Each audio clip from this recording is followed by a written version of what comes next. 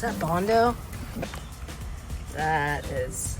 Welcome back to the DIY Del Sol restoration project brought to you by Resin Auto Co. My name is Erica, and I just discovered a gnarly hole from a previous repair in my 1995 Honda Del Sol. Heather's my helper again today, and she once again absolutely schmurdered the rust off of this decent sized disaster of a hole. From there, we used my favorite green magical rust neutralizer called Ospo. Once that was rinsed and dried, Heather scuffed up the surrounding area so that the Bondo would have something to grab onto.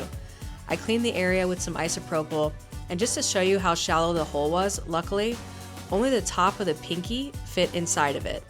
First, we had to fill the hole with Bondo Hair. We mixed in the hardener, and then Heather shoved as much of it into the hole as possible so that it was full.